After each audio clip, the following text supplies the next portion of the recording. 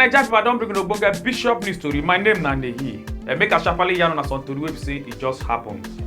The Labour Party governorship candidate for inside Lagos, wey name Big Badebo Road Vivo, don go visit and also support the Labour Party polling unit agent and supporters of Labour Party wey Mila APC talks attack e come wunjure them for inside Lagos State during the March 18th governorship election wey be say they do, and on Thursday March 30th na im go visit them.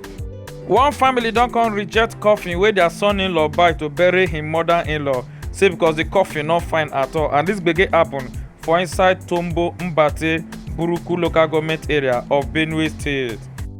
The president-elect wey be Bola Ahmed Tinubu don come petition the National Broadcasting Commission on March 30th say make dem sanction channel television, say because they break the NBC rule for the interview wey dem interview the Labour Party vice presidential candidate wey name be Dati Baba Ahmed, say because they allow am come talk say the APC presidential candidate Bola Ahmed Tinubu say not being win the February 25th presidential election.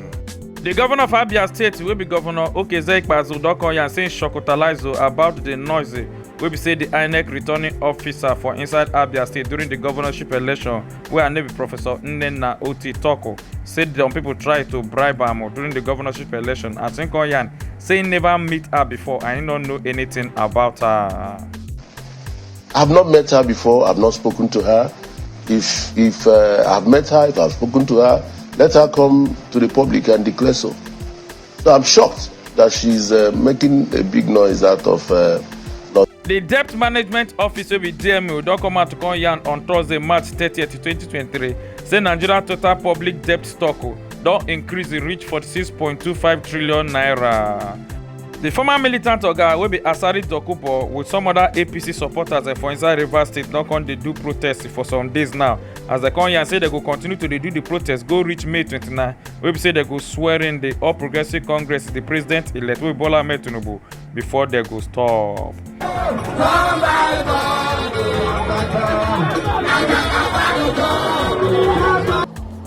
We have freely given our mandate to Ahmed Bola Tinubu. We have elected him as president. He's going to be a good president. There's no dispute about it.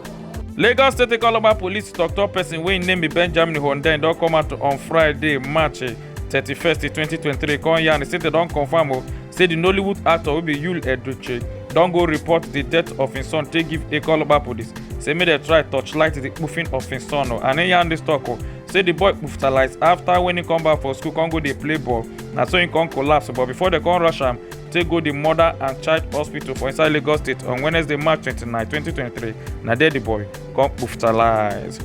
For on top this video, we be say they see one family, they be say they use coffee wey be like pot take dey bury their mama for inside Ghana. Na in this matter take happen.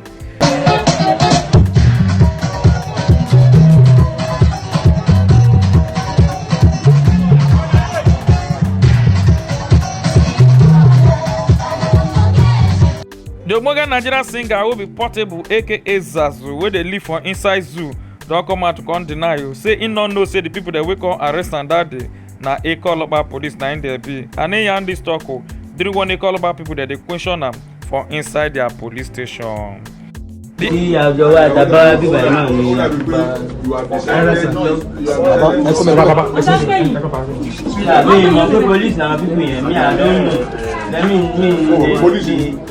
The 86-year-old Pope Francis will go soon discharge him on Saturday after they rush and take go hospital 3 days now just to go treat himself, and he go attend the Palm Sunday service for inside Vatican City.